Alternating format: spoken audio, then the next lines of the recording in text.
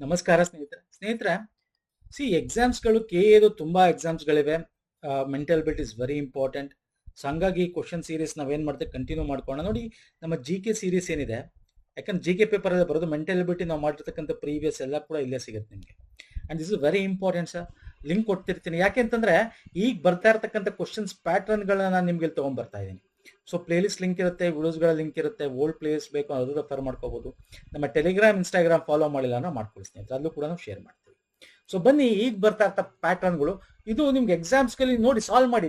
ನಿಮ್ಗೆ ಟೈಮ್ ಕೊಡ್ತೀನಿ, 2 minutes time ಕೊಡ್ತೇನೆ, 1 to 2 minutes ಟ್ರೈ ಮಾಡಿ. ಓಕೆ, ಸೊ ಹೆಂಗಿದೆ ಕ್ವಶನ್ಸ್ ಅಂತ when we are solving this, ತಲೆ ಕೆಡ್ಸ್ಕೊಂಡು ಹಿಂಗ ಹಂಗ ಹಿಂಗ ಹಂಗ ಅಂದ್ಕೊಂಡು it will take time. In exam ಇಲ್ಲಿ ಹೆಂಗಿರಬೇಕು ಅಂತಂದ್ರೆ, ನೀವು ಕಮ್ಮಿ ಟೈಮ್ ಇದನ್ನ ಸಾಲ್ವ್ ಮಾಡಬೇಕು ಅಂದ್ರೆ ಸ್ನೇಹಿತರೆ, you have to be practice practice practice.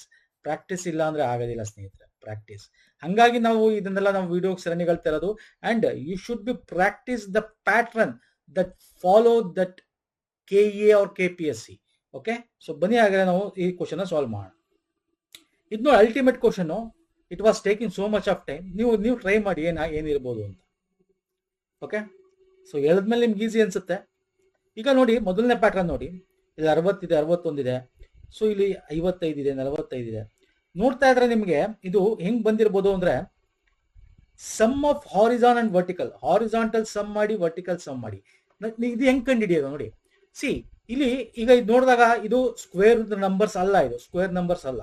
Okay, but ಇದೆರಡು ಕೂಡಿ, ಈಗ ಫಾರ್ ಎಕ್ಸಾಂಪಲ್ ಹಾರಿಜಾಂಟಲ್ ಅಂದ್ರೆ, ಈಗ ಮೊದಲನೇ ತಗೋತೀನಿ ಸರ್. ಹಾರಿಜಾಂಟಲ್ ಅಂದ್ರೇನು? ಇದು ಮತ್ತೆ ಇದು ಅಲ್ಲ ಸರ್, ಅದನ್ನ ಸ್ಕ್ವೇರ್ ರೂಟ್ ಮಾಡಬೇಕು. Square root of 45 + 55 minus square root of 61 + 60. ಏನಕ್ಕೆ ನಾನು ಹಿಂಗೆ ಬರ್ಕೊಂಡೆ? ಅದು ಸ್ಕ್ವೇರ್ ರೂಟ್ ಆಮೇಲೆ ಮಾಡ್ಕೊಳ್ಳೋಣ. ಫಸ್ಟ್ ಇದನ್ನ ಅರ್ಥ ಮಾಡ್ಕೊಳಕ್ ನಾನು ಏನಕ್ಕೆ ಸ್ಕ್ವೇರ್ ಬರ್ಕೊಂಡ್ರೆ ನೋಡಿ, 45 55 ಇದು ಯಾವುದೇ ಸ್ಕ್ವೇರ್ ನಂಬರ್ ಅಲ್ಲ, ಕ್ಯೂಬ್ ನಂಬರ್ ಅಲ್ಲ. ಆದ್ರೆ ಇದನ್ನ ಆಡ್ ಮಾಡಿದಾಗ ಏನಾಗುತ್ತೆ? ಇದು ಸ್ಕ್ವೇರ್ ನಂಬರ್ ಆಗುತ್ತೆ ಅಲ್ವಾ? 100ನ ಸ್ಕ್ವೇರ್ ರೂಟ್ ತೆಗೆದ್ರೆ 10. ಇಲ್ಲಿ 61 ಮತ್ತು 60 ಇದೆ, 121. ಇದನ್ನ ಸ್ಕ್ವೇರ್ ರೂಟ್ ತೆಗೆದ್ರೆ ಏನಾಗುತ್ತೆ ಸರ್? 10 - 11. ಅರ್ಥ ಆಗ್ತಿದೆಯಲ್ಲ? ನಾವು ಇದನ್ನ ಫಸ್ಟ್ ಬರ್ಕೊಳ್ಳಿ, ಇದನ್ನ ಆಮೇಲೆ ಬರ್ಕೊಳ್ಳಿ, ದಟ್ ಇಸ್ ಡಿಫ್ರೆಂಟ್. ನಾನು ಸುಮ್ಮನೆ ನಿಮ್ಗೆ ಎಕ್ಸಾಂಪಲ್ ತೋರಿಸ್ತಾ ಇರೋದು. ಓಕೆ, ಇದನ್ನ ಫಸ್ಟ್ ಬರ್ಕೊಂಡು ಇದನ್ನ ಆಮೇಲೆ ಬರ್ಕೊಂಡ್ರೆ ಇದು ಡಿಫ್ರೆನ್ಸ್ ಅಂತ ತಗೊಂಡ್ರೆ ಏನಾಗುತ್ತೆ? 1 ಬರುತ್ತೆ ಡಿಫ್ರೆನ್ಸ್. ಬಂತ? ಇಲ್ಲಿ 1 ಇದೆಯಾ? ಇದು ಕನ್ಫರ್ಮ್ ಇಲ್ವೋ ಅನ್ನೋದು ಎರಡನೇ ಚೆಕ್ ಮಾಡ್ಬೇಕು ನೀವು. ಅರ್ಥ ಆಗ್ತೀಯಾ? ಇವೆಲ್ಲ ತುಂಬಾ ಇಂಪಾರ್ಟೆಂಟ್ ಸ್ನೇಹಿತರೆ. ಏನಕ್ಕೆ ಕೇಳ್ತಾ ಇದೀನಿ ಅಂದ್ರೆ ನೋಡಿ, ಈಗ 49 ಮತ್ತೆ 32 ಇದೆ. ಓಕೆ, ಇಲ್ಲಿ 82 87 ಇದೆ ನೋಡಿ. 82 + 87 ಸ್ಕ್ವೇರ್ ರೂಟ್ ಅಂತ ಬರ್ಕೋತೀನಿ, ಮೈನಸ್ ಸ್ಕ್ವೇರ್ ರೂಟ್ ಆಫ್ 49 + 32. ಯಾಕೆ ಹೇಳ್ತಾ ಇದೀನಿ ಅಂದ್ರೆ, ಇದು ಕೂಡಿದಾಗ ನಿಮ್ಗೆ ಹೋಲ್ ನಂಬರ್ ಬರುತ್ತೆ. ಅದನ್ನ ಇಟ್ಕೊಂಡು ನೀವು ಅದ್ರ ಹಿಂದೆ ಜಾಡನ್ನ ಅನಲೈಸ್ ಮಾಡಿ ನೀವು ಮೈಕ್ರೋವೇವ್ ಮ್ಯಾಕ್ರೋವೇವ್ ಅಲ್ಲಿ ಹೋಗ್ಬೇಕು ಸ್ನೇಹಿತರೆ. ಈಗ ನೋಡಿ, 82 87 160 169 ಆಗುತ್ತೆ. ಇದು ಸ್ಕ್ವೇರ್ ನಂಬರು, ಅಂದ್ರೆ ಸ್ಕ್ವೇರ್ ರೂಟ್ ತೆಗೆದ್ರೆ ನಮ್ಗೆ ಸ್ಕ್ವೇರ್ ನಂಬರ್ ಸಿಗುತ್ತೆ. 169 ಎಷ್ಟು ನೋಡಿದ ತಕ್ಷಣ ಹೇಳ್ಬಿಡ್ಬೋದಲ್ಲ ಸರ್? ಎಷ್ಟು ಸರ್? 13 ಅಲ್ವಾ ಸರ್? ಇದು 13 ಸ್ಕ್ವೇರ್ ರೂಟ್ ತೆಗೆದ್ರೆ ಇದೆಷ್ಟು? 49 30 40 30 70 80 81. ಇದು ಸ್ಕ್ವೇರ್ ನಂಬರು. ನೋಡಿದ್ರ, ನೀವು ಈ ನಂಬರ್ ಸಿಕ್ಕ ತಕ್ಷಣ ನಿಮ್ಗೆ ಗೊತ್ತಾಗ್ಬೇಕು, ಇದೇನೋ ಸ್ಕ್ವೇರ್ ರೂಟ್ ತೆಗೆದು ಮಾಡಿದ್ದಾನೆ. ಯಾಕಂದ್ರೆ ಇದು ಒಳಗಿರೋದು ಯೂನಿಕ್ ಡಿಜಿಟ್, ಅದ ಸಿಂಗಲ್ ಡಿಜಿಟ್ ನಂಬರ್ಸು. ಈಗ ಇದನ್ನ ನಾವು ಮಾಡಿದ್ರೆ ಏನಾಗುತ್ತೆ? ಡಿಫ್ರೆನ್ಸ್ 4 ಬಂತು. ಸೊ ನಾವು ಪ್ಯಾಟರ್ನ್ ಏನ್ ಮಾಡಿದೆ ಸರಿ? ಅಂದ್ರೆ ಇದನ್ನ ಏನಾಗುತ್ತೆ ನೋಡಿ, ಥರ್ಡ್ ಒನ್ ಏನಿದೆ ಸರ್? 32 79 + 65 ಇದೆ, ಮೈನಸ್ ಸ್ಕ್ವೇರ್ ರೂಟ್ ಆಫ್ 37 + 12 ಇದೆ. ಸೊ ಏನಾಯ್ತು? 144 12 ಇದು. ಇದನ್ನು ಕೂಡ ಎಷ್ಟಾಗುತ್ತೆ? 49 ಆಗುತ್ತೆ. ಸೊ ಏನಾಯ್ತು? ಇದು 12 - 7 ಏನಾಯ್ತು? 5. ಸೊ ಇಲ್ಲೇನು ಬರ್ಬೇಕು ಸರ್? 5ನೇ ನಂಬರ್ ಬರಬೇಕು. 5 ಇದೆಯಾ? ಆಪ್ಷನ್ ಇದೆ. Option 3 is the right answer. ಅರ್ಥ ಆಯ್ತಾ? ಇದನ್ನ ಅನಲೈಸ್ ಮಾಡ್ಬೇಕಂದ್ರೆ you will take time. Okay, ನಾನೀಗ ಇನ್ನೊಂದು ಕ್ವಶನ್ ಮುಂದೆ ಇದೆ, ಇಲ್ಲಿ ತಗೋತೀನಿ, ಕೊಡ್ತೀನಿ, you will do it. Okay, so ಇದು ನೋಡಿ, ಇದು ಸಿಂಪಲ್ ಕ್ವಶನ್. ಅಂದ್ರೆ ಇದು ಸಿಂಪಲ್ ಕ್ವಶನ್ ನೀವು ಮಾಡ್ಬೇಕಾದ್ರೆ ಕ್ಯಾಲ್ಕುಲೇಟ್ ಮಾಡೋಕೆ ಸ್ವಲ್ಪ ತಪ್ಪು ಮಾಡಿದ್ರೆ ಕಾಂಪ್ಲಿಕೇಟೆಡ್ ಆಗಿಬಿಡುತ್ತೆ. ಇದನ್ನ ಹಿಂಗ್ ಕೊಟ್ಟಾಗ ಫಸ್ಟ್ ಡಿನಾಮಿನೇಟರ್ ಒಂದೊಂದೇ ಮಾಡ್ಕೊಂಡು ಹೋಗ್ಬೇಕು. ಏನ್ ಮಾಡ್ಬೇಕು ಸರ್? ಫಸ್ಟ್ ನೀವು ಇದನ್ನ ಮಾಡ್ಬೇಕು. ಓಕೆ, ಇಲ್ಲಿ ಬಂದಿರತಕ್ಕಂತ ಆಪ್ಷನ್ ನ ಆಮೇಲೆ ತಗೊಂಡು ನೀವು ಇದನ್ನ ಸಾಲ್ವ್ ಮಾಡಬೇಕು. ನೋಡಿ, ನಾನು ಬರಿತಾ ಇದ್ದೀನಿ ಇಲ್ಲಿ. ಇದು 1, ಇದು 2ನೇದು, ಆಮೇಲೆ ಇದನ್ನ ಸಾಲ್ವ್ ಮಾಡಬೇಕು, 3ನೇದು, ಆಮೇಲೆ 4. ಸೊ ಈಗ ಇಲ್ಲಿದೆ ನೋಡಿ, ಬರ್ಕೋಣ. ಫಸ್ಟ್ ಏನಿದೆ ಇದನ್ನ ಬರ್ಕೋಣ. ಏನಿದೆ ಫಸ್ಟು? 1ನೇದು 1 - 2/3 ಅಂತಿದೆ. ಇದನ್ನ LCM ತಗೊಂಡಾಗುತ್ತೆ, 3 - 2/3 ಆಗುತ್ತೆ, 1/3 ಆಗುತ್ತೆ. ಅಂದ್ರೆ ಈ ಈಕ್ವೇಶನ್ಗೆ ನಾವು ಇದಕ್ಕೆ 1/3 ಅಂತ ಹಾಕ್ಬೋದು ಅಲ್ವಾ ಸರ್. ಸೊ ಬರ್ಕೊಳ್ಳಿ. ಈಗ ನಾನು ನೆಕ್ಸ್ಟ್ ಇದು ಬರ್ಕೋತೀನಿ ಕೆಳಗಡೆ ಅದು. ಈಗ ನೆಕ್ಸ್ಟ್ 1 + 1/1/3 ಅಂತ ಬರ್ಕೋತೀನಿ. ನೋಡಿ 1/1/3 ಆದ್ರೆ ಏನಾಗುತ್ತೆ, ಇದು ಮೇಲ್ಗೆ ಬರುತ್ತೆ ಅಂದ್ರೆ 1 + 3 ಆಗುತ್ತೆ. ಸೊ ಏನಾಯ್ತು, 4 ಆಯ್ತು. ಸೊ ಈ ಕಂಪ್ಲೀಟ್ ನಾವೇನ್ ಮಾಡಿದ್ವಿ, ಇದು 1/3 ಆಗಿತ್ತು. ಇದು ಕಂಪ್ಲೀಟ್ ಸಾಲ್ವ್ ಮಾಡಿದಾಗ ಇದು 4 ಆಯ್ತು. ನೆಕ್ಸ್ಟ್ ಇದನ್ನ ಬರ್ಕೋಬೇಕು ನಾವು, ಅಂದ್ರೇನು 1 + 1/4 ಬರ್ಕೋಬೇಕು. ಸೊ ಮೊದಲನೇ ಸ್ಟೆಪ್ಪು, ಎರಡನೇ ಸ್ಟೆಪ್ಪು, ಮೂರನೇ ಸ್ಟೆಪ್ಪು ಅಲ್ವಾ ಸರ್. ಈಗ ಇದನ್ನ LCM ತಗೊಳ್ಳಿ, ಏನಾಗುತ್ತೆ 4 + 1/4 = 5/4. ಇದನ್ನ ನೀವು ಕ್ಲೀನ್ ಆಗಿ ಮಾಡ್ದೇನೆ ಸ್ವಲ್ಪ ಏನಾದ್ರು ಈ ಕೆಳಗಡೆ ಬರೆಯೋದ್ರಲ್ಲಿ ಹೆಚ್ಚು ಕಮ್ಮಿ ಮಾಡ್ಕೊಂಡ್ರೆ ಸ್ನೇಹಿತರೆ ಕಾಮ್ ಖತಮ್ ನಾಟಕ. ಓಕೆ, ಇದು ಎರಡನೇ ಸ್ಟೆಪ್ ಇಂಪಾರ್ಟೆಂಟ್. ಇಲ್ಲಿ 1/3 ಇದೆಯಲ್ಲ, ಇದು ನೀವು 1/1/3 ಬರೀಬೇಕು, ಯಾಕಂದ್ರೆ ಇಲ್ಲಿ ನಮ್ಗೆ ಆನ್ಸರ್ 1/3 ಬಂದಿದೆ. ಓಕೆ, ನೀವು ಇದನ್ನೇನಾದ್ರು ಮಿಸ್ಟೇಕ್ ಮಾಡಿ 1 + 1/3 ಅಂತ ಬರ್ದ್ಬಿಟ್ರೆ ಕಾಮ್ ಖತಮ್ ನಾಟಕ್ ಬಂದ್, ಆನ್ಸರ್ ತಪ್ಪು.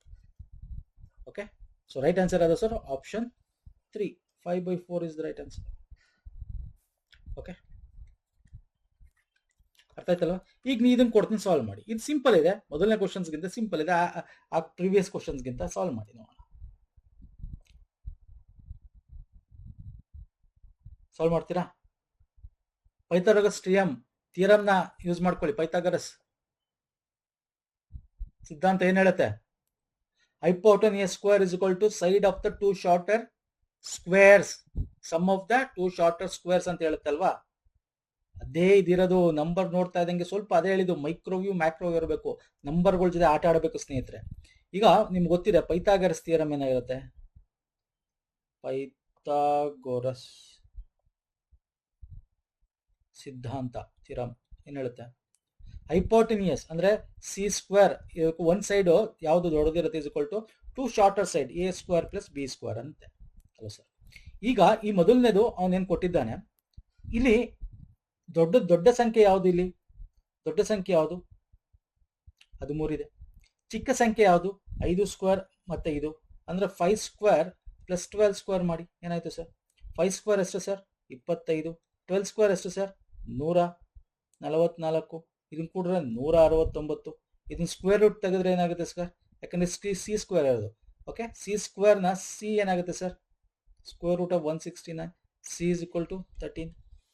ಇಲ್ಲಿ A ಅನ್ನೋದು ಇದಾದ್ರೆ, B ಅನ್ನೋದು ಇದಾದ್ರೆ, C ಅನ್ನೋದು 13 ಬಂದಿದೆಯಾ? C 13 ಬಂದಿದೆ. ಒಂದು ನಾವು ಚೆಕ್ ಮಾಡ್ಬಿಟ್ವಿ. ಈಗ ಎರಡನೇದು ಚೆಕ್ ಮಾಡ್ಬೇಕಲ್ಲ. ಎರಡನೇದು ಇದು this is first one. Second one check ಮಾಡಿ. ಎರಡು ಅಟ್ಲೀಸ್ಟ್ 2 ಫಾಲೋ ಆದ್ರೆ ಲಾಸ್ಟ್ನೇದು ಮೂರನೇ ಚೆಕ್ ಮಾಡೋದೇ ಬೇಕಾಗಿಲ್ಲ. ಈಗ ಎರಡನೇದು ನೋಡೋಣ ಬನ್ನಿ. ಈಗ ಎರಡನೇದು ಏನ್ ಹೇಳುತ್ತೆ ಸರ್? ಇದು ಸೇಮ್ ಸರ್, 17² ಇರೋದು. ಇಲ್ಲಿ ಇದನ್ನು A, ಇದು B, ಇದು C ಅನ್ಕೊಂಡ್ರೆ ಏನಾಗುತ್ತೆ? 17² ಆಗಬೇಕು. ಅಂದ್ರೆ C² ಇಸ್ ಈಕ್ವಲ್ ಟು ನಾವೇನಂತ ಕರಿತೀವಿ? 8. 8 8 64. ಡೈರೆಕ್ಟ್ ಆಗಿ ಬರೀತೀನಿ. 15. 15 ಎಷ್ಟು? ಫಟಾಫಟ ಅಂತ ಹೇಳ್ಬೇಕು ಸ್ನೇಹಿತರೆ. ಸೊ ಸ್ಕ್ವೇರ್ ಸಮ್ ಮಾಡಿದ್ರೆ 2 + 8 289 ಆಗುತ್ತೆ. 289 ಇಸ್ ಸ್ಕ್ವೇರ್ ನಂಬರ್. ಯಾವ್ದು ಸ್ಕ್ವೇರ್ ಸರ್ ಇದು? C is equal to square root of this ತೆಗೆದ್ರೆ 17 ಬಂದಿದೆಯಾ? ಬಂದಿದೆ. ಈ ಸ್ಕ್ವೇರ್ ರೂಟ್ ತೆಗೆದು ನಾನು ಇಲ್ಲಿ ಶಾರ್ಟ್ ಟ್ರಿಕ್ಸ್ ನ ಹೇಳ್ಕೊಡ್ತಾ ಇಲ್ಲ, ನಿಮ್ಗೆ ಗೊತ್ತಿರಬೇಕದು. ನಿಮಗೆ ಎಷ್ಟೊಂದು ಈ ವಿಡಿಯೋದಲ್ಲಿ ಹೇಳಿದ್ದೀನಿ, ಗೊತ್ತಿರಬೇಕು. This is very important. Okay, ನೋಡಿ ಇನ್ನೊಂದು ವಿಡಿಯೋದಲ್ಲಿ ಬೇಕಾದ್ರೆ ಮಾಡೋಣ. ಸ್ಕ್ವೇರ್ ರೂಟ್, ಕ್ಯೂಬ್ ರೂಟು ತೆಗೆದು ಹೆಂಗೆ ಶಾರ್ಟ್ ಟ್ರಿಕ್ ಅಂತ ಹೇಳಿ. ಓಕೆ, ಸೊ ಇದು ಸರಿ ಬಂತು ನಮಗೆ. ಹಂಗಾರೆ ಇದನ್ನ ಮಾಡಿ ಅದೇ ತರ. ಸೊ ಇದು ನಾವು C ಅಂದ್ಕೊಂಡ್ರೆ C² ಇಸ್ ಈಕ್ವಲ್ ಟು 9² + 40² ಅಂತೀವಿ. 9² ಅಂತಕ್ಕಂಥದ್ದು ಏನಿದೆ? 981.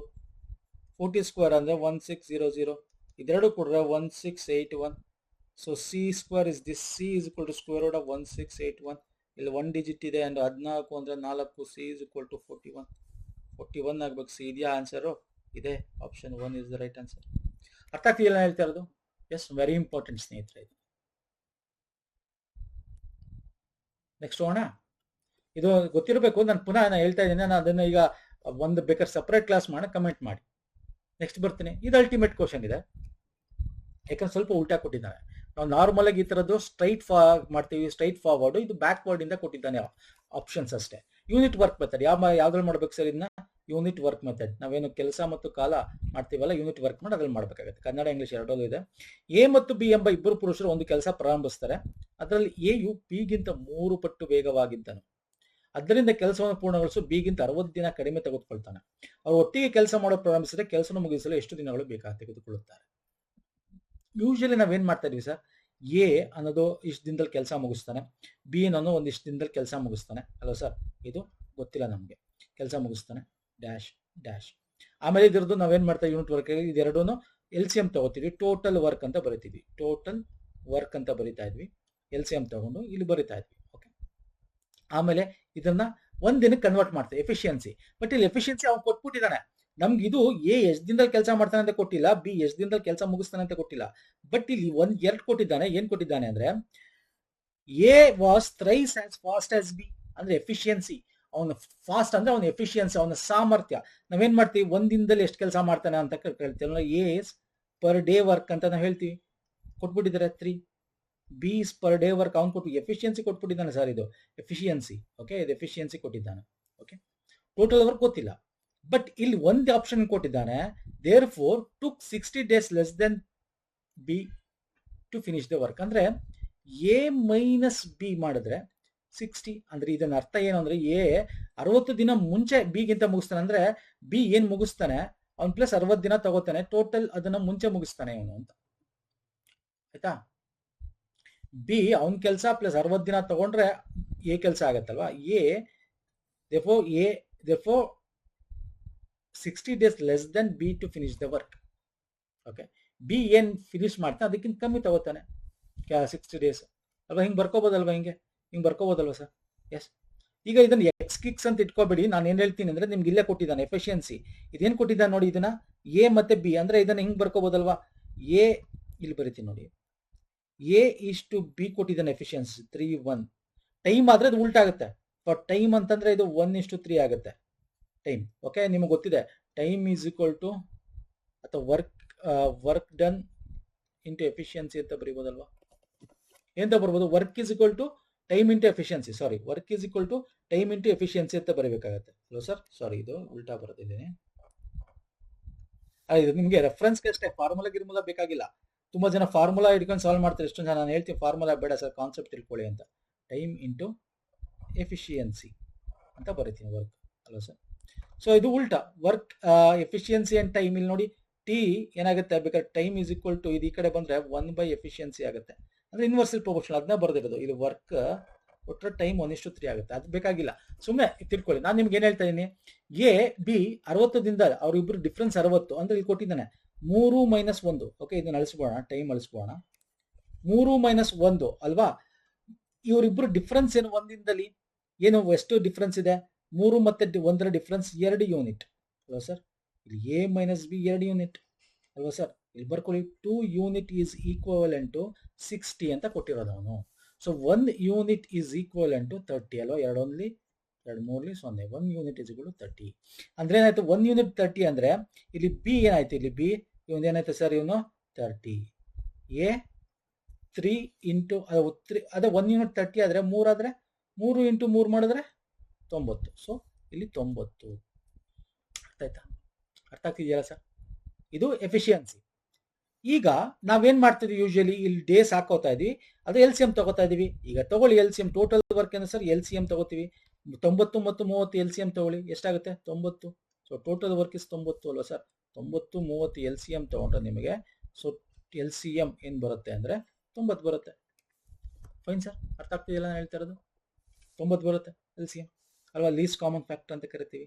ಈಗ ನಮ್ಗೇನ್ ಕೇಳಿದ್ದಾನೆ ಅವ್ನು ನೋಡಿ, ಉಲ್ಟಾ ಹೋಗ್ತಾ ಇದೀವಿ. ಇಲ್ಲಿ ಯೂಶಲಿ ಇಲ್ಲಿಂದ ಬರ್ತಾ ಇದ್ವಿ, ಆಕ್ಚುಲಿ ಇಲ್ಲಿ ನಾವು ಇಲ್ಲಿ ಏನಾಗುತ್ತೆ, ಒಂದು 30 days ಅಲ್ಲಿ ಮುಗಿಸ್ತಾನೆ, ಇವನ್ 60 days ಅಲ್ಲಿ ಮುಗಿಸ್ತಾನೆ ಸರ್, ಇವನ್ 90 days ಅಲ್ಲಿ ಮುಗಿಸ್ತಾನೆ ಅನ್ನೋದು ನಮಗೆ ಬರಬೇಕು. ಕ್ವಶನ್ ಮಾರ್ಕ್ ಇದ್ದಿದ್ದು.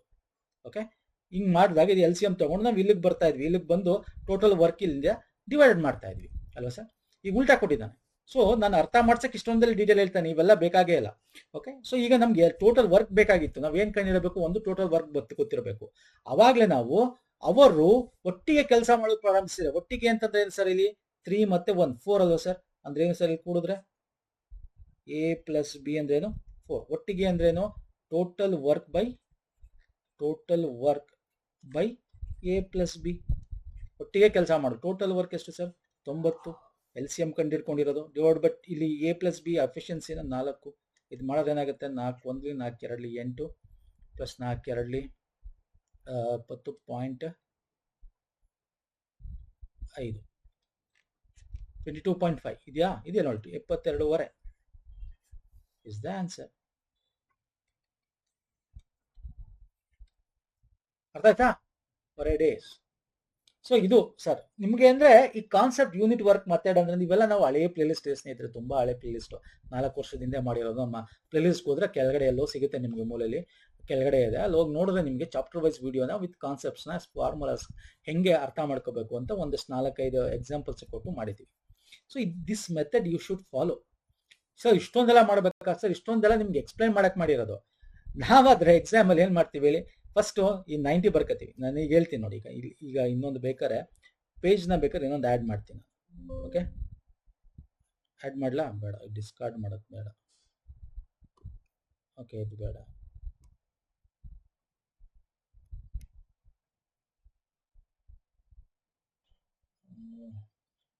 ಡಿಸ್ಕಾರ್ಡ್ ಮಾಡಲಾ? ಡಿಸ್ಕಾರ್ಡ್ ಮಾಡಿದ್ರೆ ಓಕೆ, ಡಿಸ್ಕಾರ್ಡೇ ಮಾಡೋಣ. ಇಲ್ಲಿ ಅಳಿಸ್ಬೋದಾಗಿತ್ತು, ಇಟ್ಸ್ ಓಕೆ, ಡಿಸ್ಕಾರ್ಡೇ ಮಾಡೋಣ, ನೋ ಪ್ರಾಬ್ಲಮ್.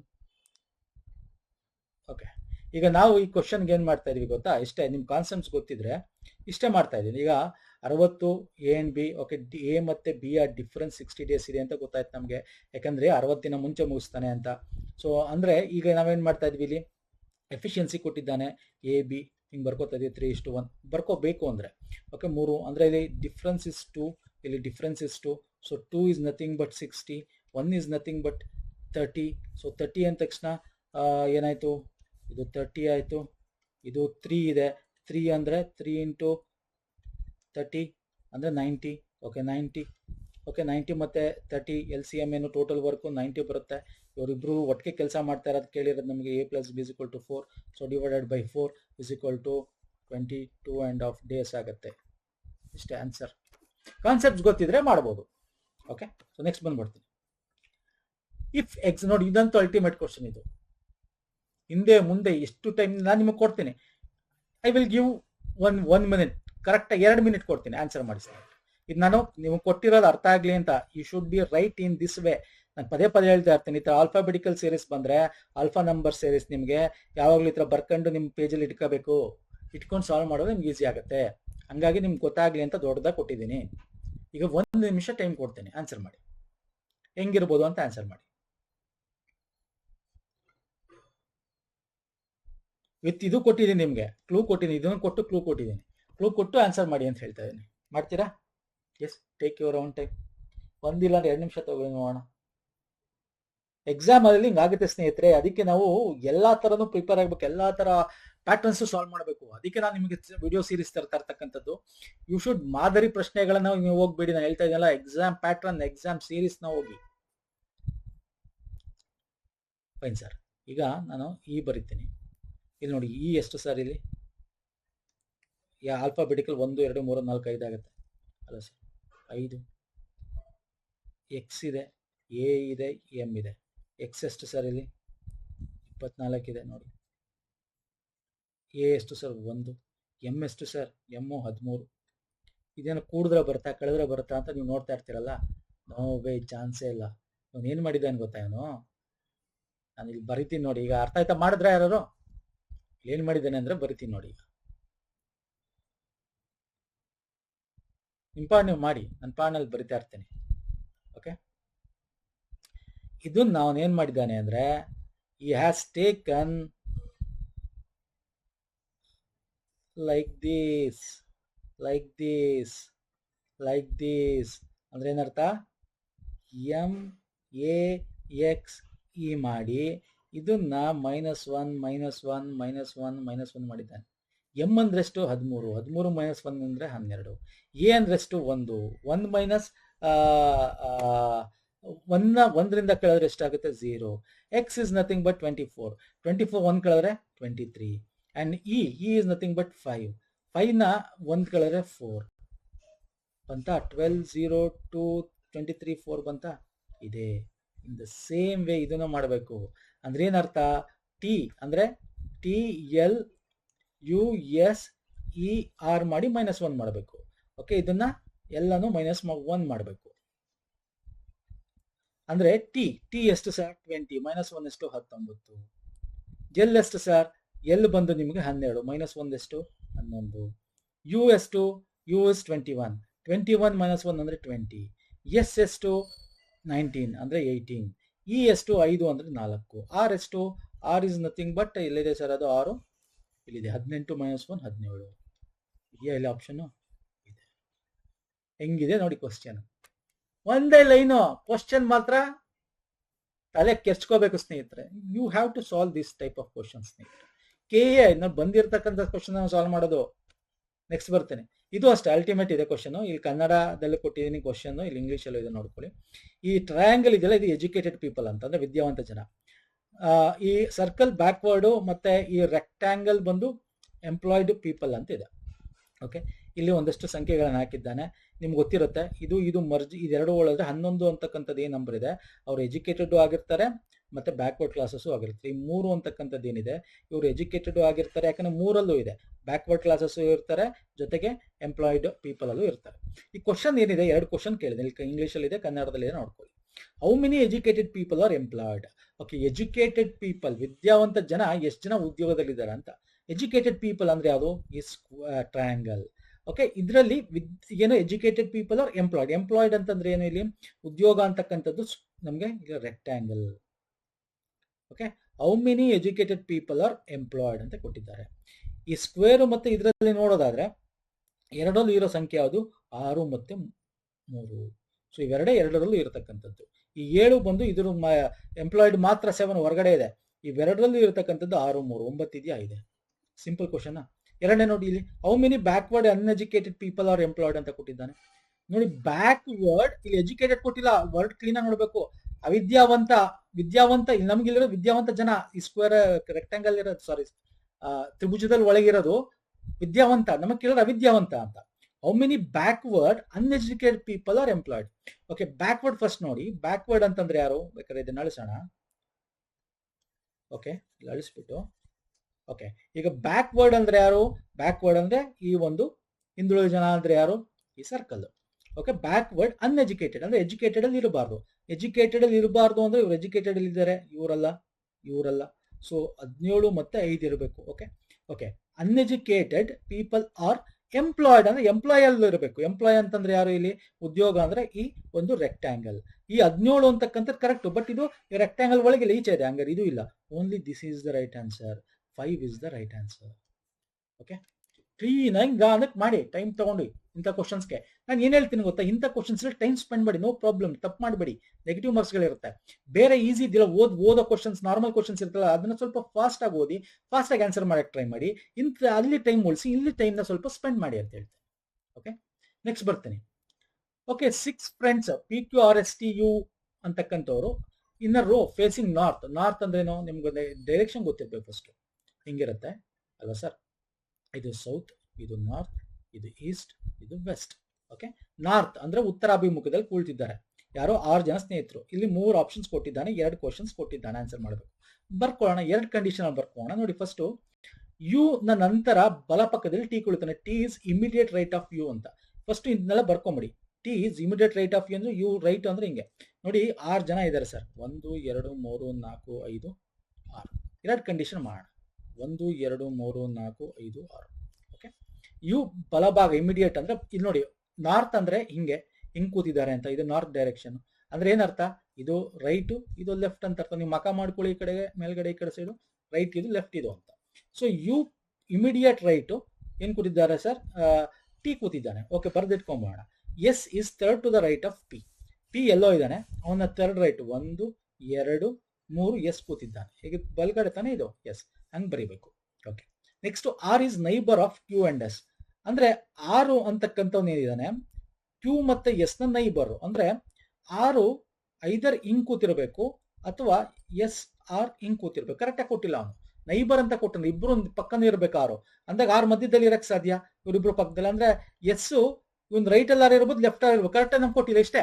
ಆಕ್ಚುಲಿ ಕೊಡ್ಬೇಕಾಯ್ತು ಅವನು. ಆಕ್ಚುಲಿ ಈ ಕ್ವಶನ್ ತಪ್ಪು ಅಂತ ಹೇಳ್ತೀನಿ ನಾನು.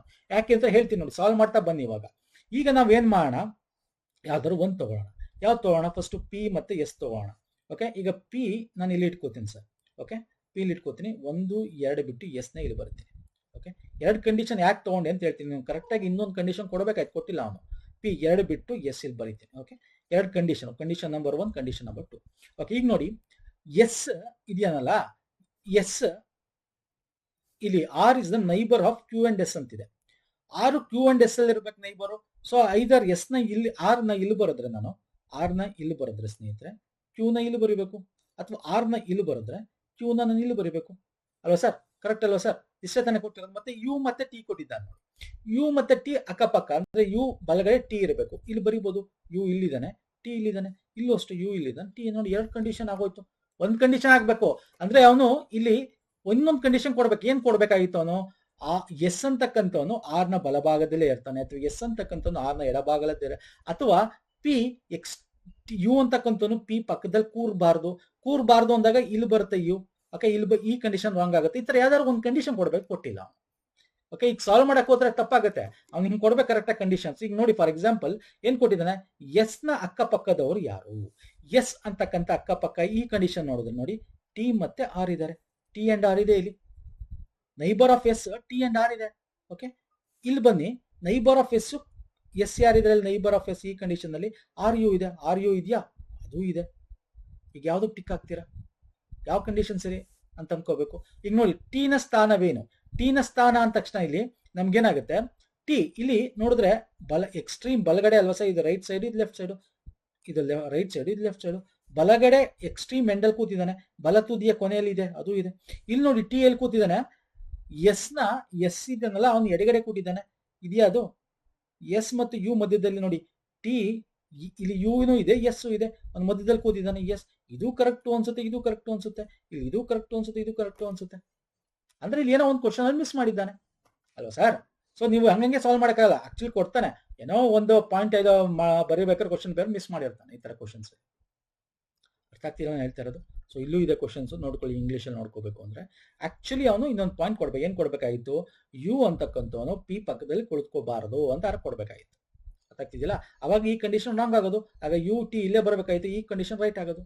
ಅಥವಾ ಇನ್ನೊಂದು ಅದ್ಬಿಲ್ಲ ಅಂದ್ರೂ ಇನ್ನೊಂದು ಏನ್ ಕೊಡ್ಬೇಕಾಯ್ತು ಅಂದ್ರೆ, ಕ್ಯೂ ಅಂತಕ್ಕಂಥವ್ನು ಏನಿದ್ದಾನೆ ಅವನು ಪಿ ನ ಪಕ್ಕದಲ್ಲೇ ಕೂತ್ಕೋಬೇಕು ಅಂತ ಏನೋ ಒಂದು ಕೊಡ್ಬೇಕಾಯ್ತು ಅಷ್ಟು. ಒಟ್ಟಿನಲ್ಲಿ ಇನ್ನೊಂದು ಪಾಯಿಂಟ್ ಕೊಡ್ಬೇಕಾಯ್ತು, ಕರೆಕ್ಟಾಗಿ ಕೊಡ್ಬೇಕಾಯ್ತು, ಕೊಟ್ಟಿಲ್ಲ. ಇಷ್ಟಕ್ಕೆ ನಿಲ್ಸಿದ್ದಾನೆ, ಇಷ್ಟಕ್ಕೆ ನಿಲ್ಸಿದ್ರೆ ಎರಡು ಕಂಡೀಷನ್ ಆಗುತ್ತೆ.